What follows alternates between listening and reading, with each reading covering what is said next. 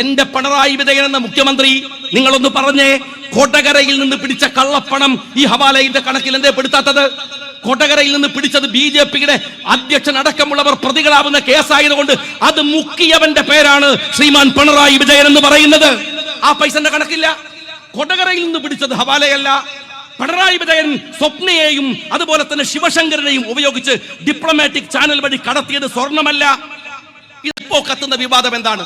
മുഖ്യമന്ത്രി ഹിന്ദു പത്രത്തിനകത്ത് കൊടുത്ത അഭിമുഖവുമായി ബന്ധപ്പെട്ട് ബഹുമാന്യനായ മുനീർ സാഹിബ് ആ PROയുടെ ആ ക്രോണോളജി വളരെ കൃത്യമായി പറഞ്ഞിട്ടുണ്ടാകും. അദ്ദേഹം അതിന്റെ ഓരോ കാര്യങ്ങളും നേരത്തെ തന്നെ മീഡിയ രംഗത്ത് നിരീക്ഷിക്കുന്ന ഒരാൾ എന്ന നിലക്ക് അദ്ദേഹത്തിന് അറിയാം, പറഞ്ഞിട്ടുണ്ടാകും. ഞാൻ ഒരു കാര്യം മാത്രം ചോദിക്കട്ടെ, എങ്ങനെയാണ് അതും ഹിന്ദു പത്രത്തിൽ കേരളത്തിലെ മുഖ്യമന്ത്രി ഒരു ഇന്റർവ്യൂ കൊടുക്കുന്നതിന്റെ പ്രാധാന്യം എന്താണ്? ആലോചിച്ച് നോക്ക് നിങ്ങൾ. ദേശീയ പ്രാധാന്യമുള്ള ഒരു പാർട്ടിയല്ല, ദേശീയ പ്രാധാന്യമുള്ള ഒരു നേതാവല്ല, കേരളത്തിന്റെ പുറത്തുപോയാൽ ഒരു മനുഷ്യനെ അറിയുന്ന സംഘടനയല്ല. എന്നിട്ടും ഇന്ത്യയിലെ മുഴുവൻ പേരും വായിക്കുന്ന ഒരു പത്രത്തിൽ തന്നെ ഇന്റർവ്യൂ കൊടുക്കണം എന്ന ശാഠ്യമാരുടേതാണ്? ആ ഹിന്ദു പത്രത്തിൽ വായിച്ച കണക്കുകൾ അതല്ലേ ഇപ്പോൾ വിവാദമായിട്ടുള്ളത്? എങ്കിൽ ഞാൻ ചോദിക്കട്ടെ, മുഖ്യമന്ത്രി ഇന്നലെ കോഴിക്കോട് വെച്ച് പറഞ്ഞൊരു വാക്കുണ്ട്, അത് തിരുത്തിയിട്ടുണ്ടാവാം, പറഞ്ഞിട്ടുണ്ടാവാം. അതൊക്കെ തിരിച്ച കഥയൊക്കെ നമ്മൾ കേട്ടു. അത് നിങ്ങളിപ്പോ പറഞ്ഞ ഇവിടെ മുനീർ സാഹിബ് പ്രസംഗിച്ച് കേട്ടിട്ടുണ്ടാകാം. പക്ഷെ ഞാൻ ചോദിക്കുന്ന ഒരു ചോദ്യമുണ്ട്, എന്തെന്നറിയുമോ? തിരുത്തിയോ പറഞ്ഞോ ഇല്ലയോ എന്നല്ല, അത് നിങ്ങളുടെ ഹിന്ദു പത്രത്തിലെ ലേഖനമാണ്. എന്നാൽ സാക്ഷാൽ പിണറായി വിജയൻ 4 ദിവസം മുമ്പ് ഒരുപാട് ദിവസത്തിന് ശേഷം പത്രക്കാരെ കണ്ട് കയ്യിലൊരു കടലാസ് പിടിച്ചു വായിക്കുന്നത്, എന്റെ കയ്യിൽ അതിന്റെ പീസുണ്ട്, ഞാനിപ്പം വരുമ്പോഴും വണ്ടിയിലിരുന്ന് എടുത്തു നോക്കി. എന്താ പറയണെന്നറിയോ? മലപ്പുറം ജില്ലയിൽ 124 കിലോ സ്വർണം. ദശാംശമൊക്കെ പറയുന്നുണ്ട്, ചെറിയ പോയിന്റുകൾ. 124 കിലോ സ്വർണം മലപ്പുറം ജില്ലയിൽ കരിപ്പൂരിൽ നിന്ന് വരുന്ന വഴിക്ക് പിടിച്ചു. 87 കോടി രൂപ ഹവാല പണം അങ്ങനെ പിടിച്ചു എന്നാണ്. എന്നാൽ ഞാൻ കേരളത്തിന്റെ മുഖ്യമന്ത്രിയോട് ചോദിക്കട്ടെ, നിങ്ങൾ ഈ പറഞ്ഞ വാചകം നിങ്ങൾ തന്നെ പറയുന്നത് കടലാസിൽ നോക്കി വായിക്കുന്നത് ഞങ്ങൾ കേട്ടതാണല്ലോ. എന്നാൽ ഹിന്ദുവിൽ നിങ്ങൾ കൊടുത്തത് എത്രയെന്നറിയുമോ? 150 കോടി സ്വർണം.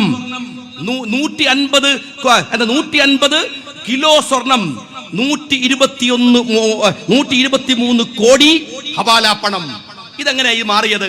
മുഖ്യമന്ത്രി നേരിട്ട് പറയുന്ന സമയത്ത് വളരെ സമർത്ഥമായി മുഖ്യമന്ത്രി ഈ കാലയളവിൽ കേരളത്തിൽ നിന്ന് മൊത്തം പിടിച്ച കണക്ക് പറഞ്ഞു.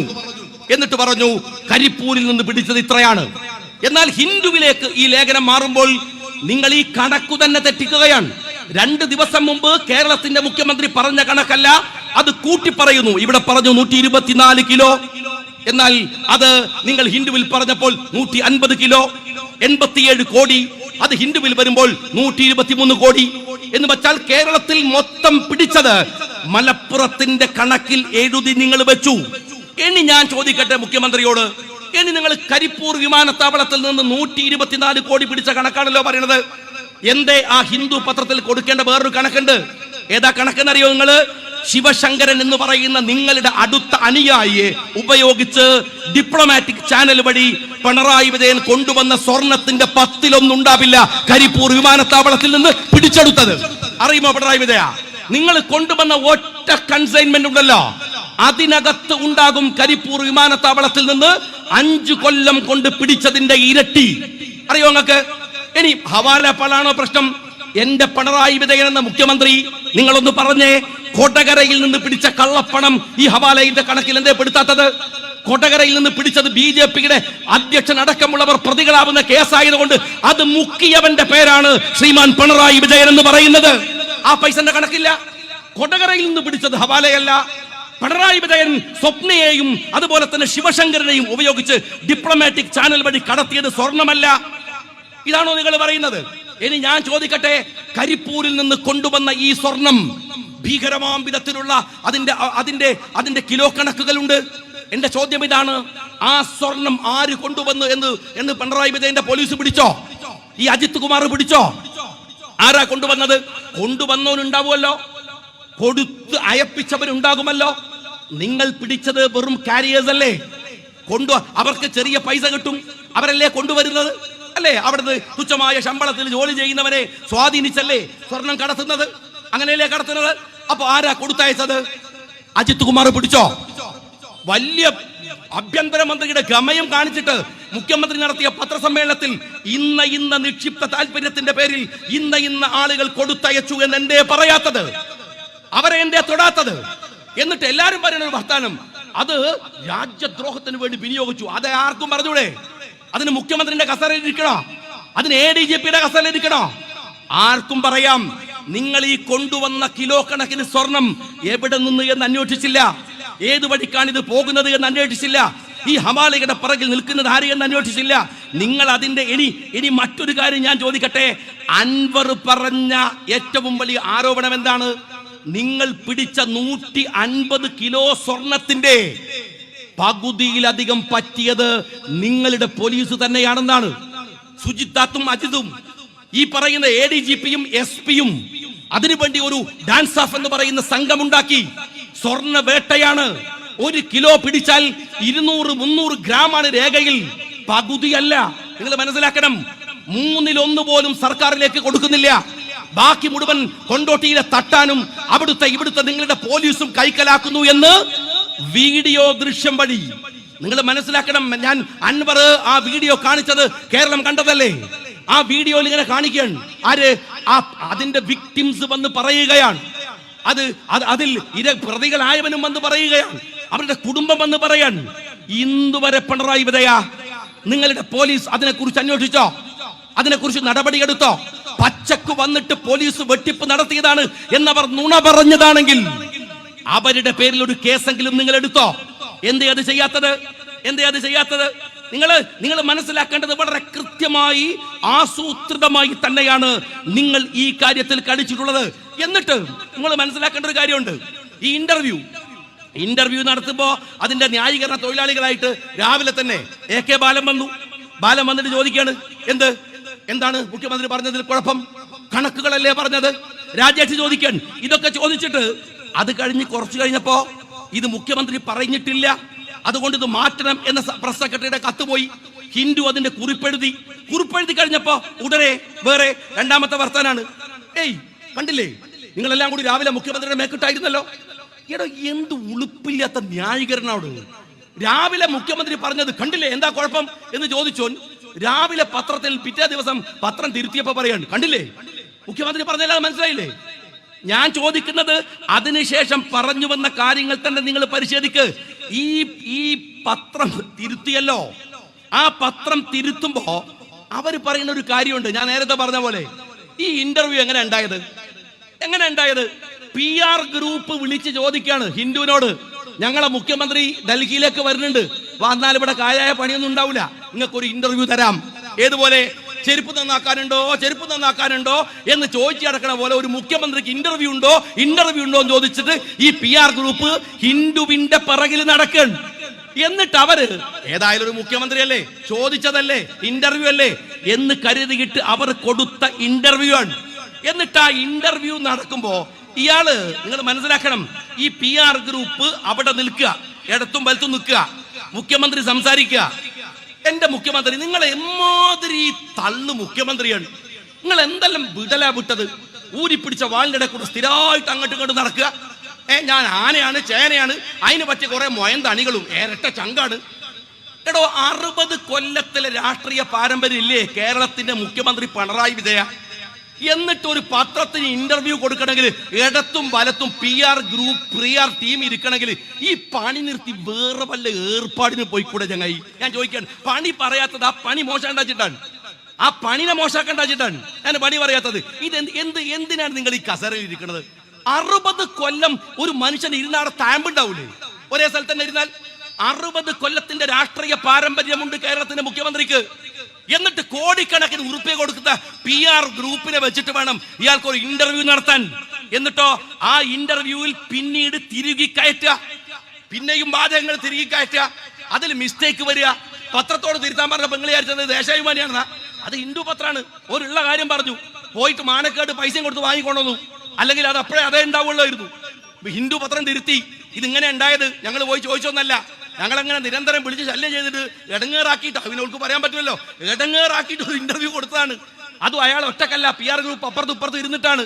എന്നിട്ട് അയാൾ എഴുന്നേറ്റ് പോയത്.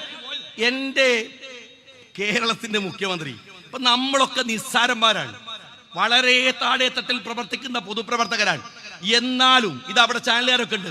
ഒരു ഇന്റർവ്യൂ ചാനലുകാർ നടത്തിയാൽ ഒരു സാമാന്യ യുക്തിക്ക് ചോദിക്കും, നാളെയാണ് പ്രക്ഷേപണം, ഞങ്ങൾ ഇതിൽ നിന്ന് എന്തെങ്കിലും മാറ്റേണ്ടതുണ്ടോ, എന്തെങ്കിലും കൂടുതൽ പറയാൻ നിങ്ങൾക്കുണ്ടോ?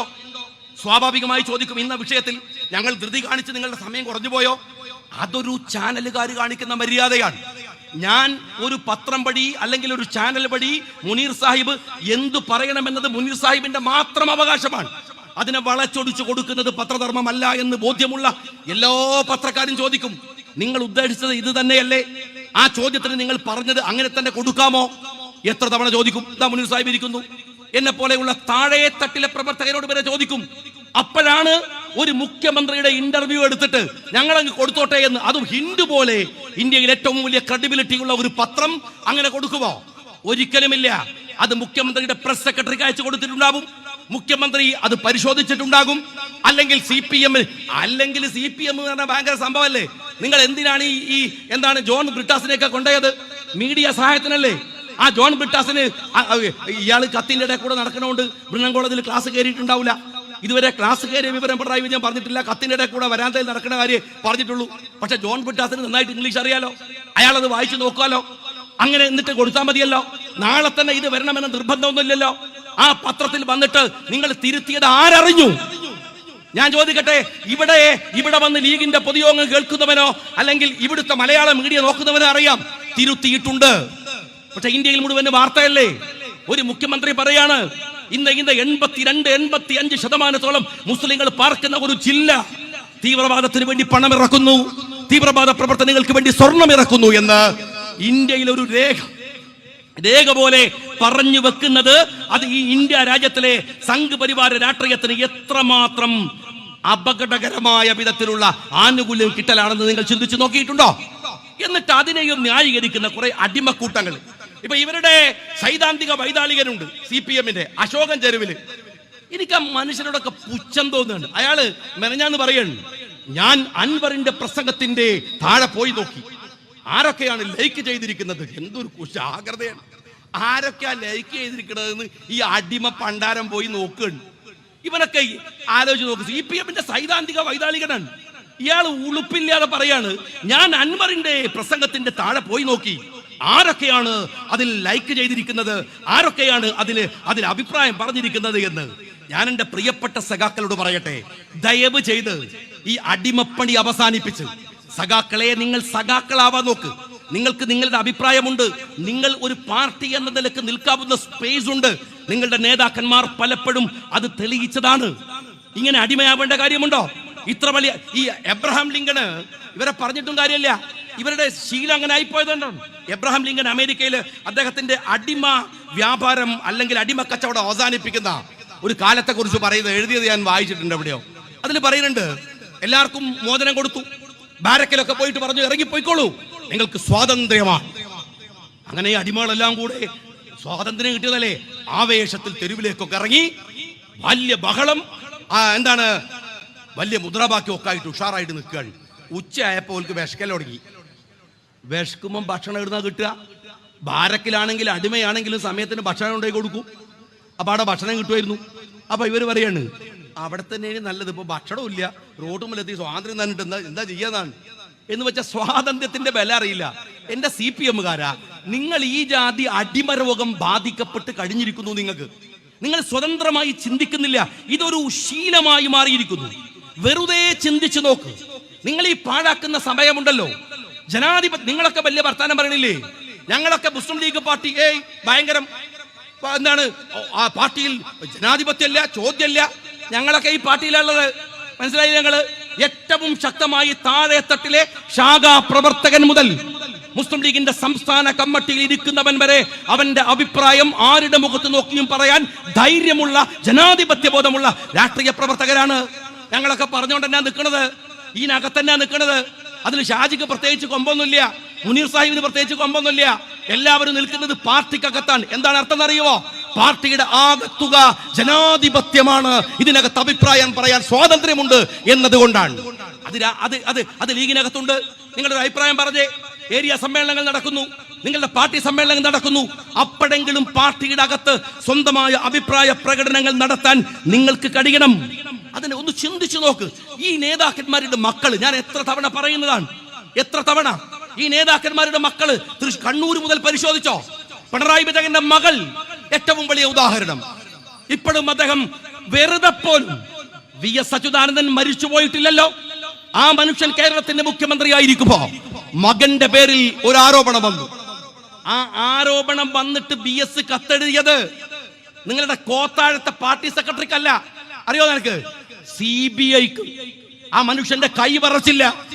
മുഖ്യമന്ത്രി പദത്തിലിരുന്ന് CBIക്ക് കത്തെഴുതി. ആര്? VS അച്യുതാനന്ദൻ. എന്റെ മകന്റെ ഇതിലുള്ള പങ്ക് അന്വേഷിക്കണം. എന്റെ സഖാവ് പിണറായി വിജയ, CBIക്ക് കത്തെഴുതണ്ട. നിങ്ങളുടെ പിണറായിലെ പോലീസ് സ്റ്റേഷനിലെ ഒരു ഹെഡ് കോൺസ്റ്റബിളിനോടെങ്കിലും പറയാനുള്ള നട്ടല് നടുപ്പുറത്ത് നിങ്ങൾക്കുണ്ടോ? മകളെ കുറിച്ച് അന്വേഷിക്കണമെന്ന് പറയാൻ ഉണ്ടോ? നിങ്ങൾക്കറിയാം, ആരന്വേഷിച്ചാലും കുടുങ്ങുന്ന വിധമുള്ള അഴിമതി നിങ്ങളുടെ മകള് നടത്തിയിട്ടുണ്ട്. അതിന് കേരളത്തിന്റെ മുഖ്യമന്ത്രി കൂട്ടുനിന്നിട്ടുണ്ട്. അൻവർ വന്ന് ബഹളമുണ്ടാക്കുമ്പോഴും അൻവർ പോലും, ഞാൻ പറയട്ടെ, അദ്ദേഹം പലതും പറഞ്ഞല്ലോ. ഞാൻ അദ്ദേഹത്തെ ബഹുമാനിക്കുന്നു. ആ പറയാൻ കാണിച്ച ധൈര്യത്തെ ഞാൻ ആദരവോടുകൂടി കാണുന്നു. കാരണം അത് നല്ലത് തന്നെയാണ്. അദ്ദേഹത്തിന് തിരിച്ചറിഞ്ഞല്ലോ, മനസ്സിലാക്കാൻ കഴിഞ്ഞല്ലോ. ഞാൻ ബഹുമാനിക്കുന്നു. ഇപ്പോഴും മനസ്സിലാവാതെ അവിടെ ജീവിക്കുന്ന, അടിമ ജീവിതം ജയിക്കുന്ന ആടുകൾക്ക് അത് പറഞ്ഞാൽ മനസ്സിലായിക്കൊള്ളണമെന്നില്ല. പക്ഷേ അത് പറയാൻ ധൈര്യം കാണിച്ചതിനെ ഞാൻ ഹൃദയപൂർവ്വം അഭിവാദ്യം ചെയ്യുകയാണ്. പക്ഷേ ഒരു കാര്യം അൻവറിനോട് ഞാൻ ചോദിക്കട്ടെ. മിനിഞ്ഞാന്ന് മീഡിയകൾ ചോദിക്കുന്ന ഒരു ചോദ്യമുണ്ട്. എന്താണത്?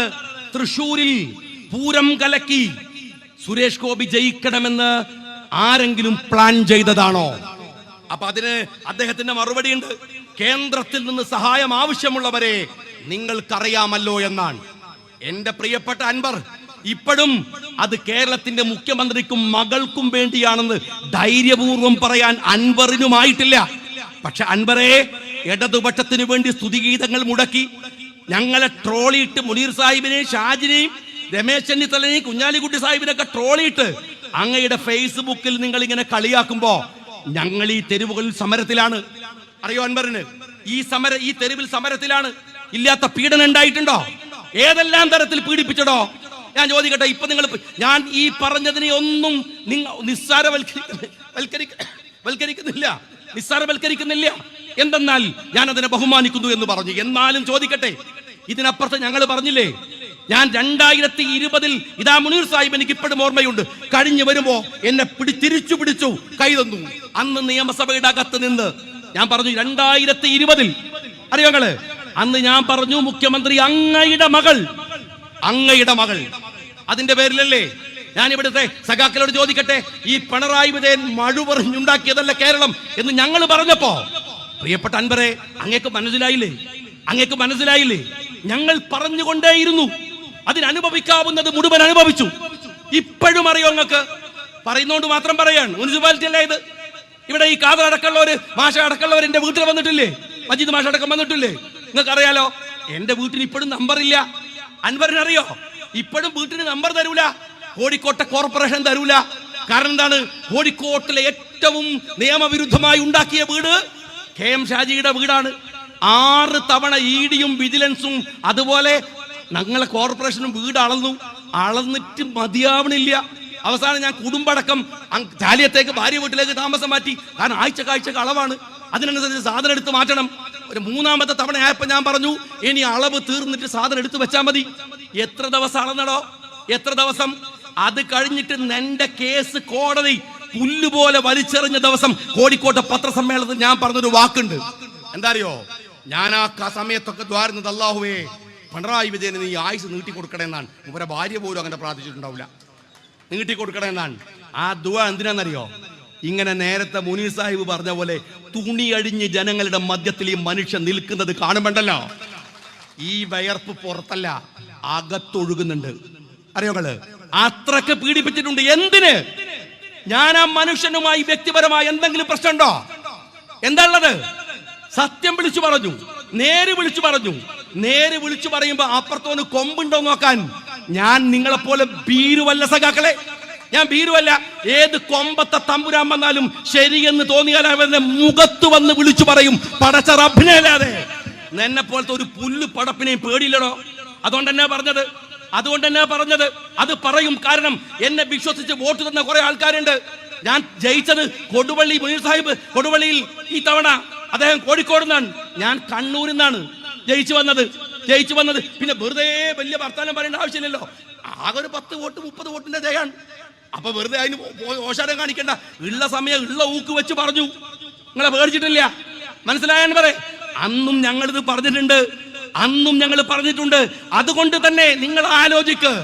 നിങ്ങൾ ഇവരുടെ ഏത് മക്കള്, പിണറായി വിജയന്റെ മകൻ ഒരു ഷൈയുള്ള ആളാണ്, മോളെ പോലെ അല്ല. ഓനൊരു ഒതുങ്ങി എങ്ങനെ പോകാം. കാരണം വിദേശത്തൊക്കെ പോയി പഠിച്ചപ്പോ എന്തോ സെൻസ് ഉണ്ടായിട്ടുണ്ടാവും. പക്ഷേ മോശം തന്നെ ഇപ്പൊ ഓനൊരൊറ്റ തട്ടാണ്. എന്നിട്ട് അമ്മോശനങ്ങ് കയറിയുന്നു. മറ്റേ ക്യാമറയിൽ അമ്മോശന അഴിമതി ഇല്ലേ? എടോ ഇതെന്തൊരു പാർട്ടിയാടോ? ഞാൻ അറിയാണ്ട് ചോദിക്കുക CPM-കാരാ, നിങ്ങൾ എന്തിനായി ന്യായീകരിക്കരുത്? ആഫീസ് പോയ ശിവശങ്കരൻ, രവി, പിന്നെയോ ശശി, എന്തൊരു ചൊറുക്കുള്ളവനാണ് ഇവനൊക്കെ ആഫീസിൽ. എന്നുവെച്ചാ കള്ളന്മാര് കൊള്ളക്കാർ എല്ലാ സാധനവും ആഫീസിൽ. വീട്ടിൽ പോയാലോ മോന്റെ അമ്മോഷൻ, അപ്പുറത്തെ റൂമിൽ മരുവൻ, മൊത്തം ഒരു കള്ളൻ ഫാമിലിയാണ്. ഇതെന്ത് പാർട്ടിയാടോ? അതിനെ താങ്ങിയിട്ട് ഉളുപ്പില്ലാതെ സംസാരിച്ച് കിടക്കല്ലേ നിങ്ങൾ? ഒരു മുഖ്യമന്ത്രി ഇതുപോലെ പ്രതി ചേർക്കപ്പെട്ട ഒരു സന്ദർഭം കേരള രാഷ്ട്രീയത്തിൽ എപ്പോഴുണ്ടായത്? ഇതുപോലെ ഒരു കള്ളനായ പലരും ആരോപണ വിധേയരായിട്ടുണ്ട്. എന്നാൽ എത്ര കൃത്യമായി കള്ളത്തരത്തിന് വേണ്ടി രാജ്യത്തെ ഒറ്റുകൊടുത്ത ഒരുത്തൻ ഈ പിണറായി വിജയനെ പോലെ വേറെ ആരാ ഉള്ളത്? നിങ്ങൾ പറ. അയാളെ മക്കൾ അങ്ങനെ ആരെ മക്കളോ? EP ജയരാജന്റെ മക്കള്. ജയരാജൻ ചൊടിച്ചിട്ടൊക്കെ പോയല്ലോ. എന്താ ചൊടിച്ചു പോയാൽ ഉണ്ടാക്കി വെച്ചത് എത്രയാ? ആ റിസോർട്ടിന്റെ വില എത്ര കോടിയാ? 10 കോടിയോ 100 കോടിയാണോ? BJP-യുടെ നേതാവ് വാങ്ങിയ റിസോർട്ട് അയാളുമായി ഷെയറാണ്. അറിയോ നിങ്ങള്? എന്റെ മണ്ഡലത്തിലാണ് EP ജയരാജൻ ഉണ്ടായിരുന്നത്. എനിക്കറിയാം. ആരുടെ മക്കളാണോ ഈ പറയുന്ന നേതാക്കന്മാരുടെ? ആരുടെ മക്കള് ഇൻകിലാബ് കുടിച്ച് റോട്ടുമ്പോ കിടക്കണത്? ഒറ്റ ഒരുത്തല്ല ഇല്ല.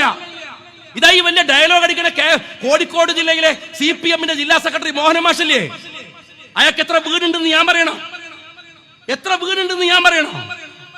എളമരം കരീമിന്റെ സ്റ്റേറ്റ്മെന്റ് ആയിരുന്നു ഭയങ്കര രസം. എന്താ ഞങ്ങൾ ബെഞ്ചാന്ന് എന്താണ് അദ്ദേഹം ശക്തമായി പറയാൻ, അൻവറിനെ സർവശക്തിയും ഉപയോഗിച്ച് ചെറുക്കണം.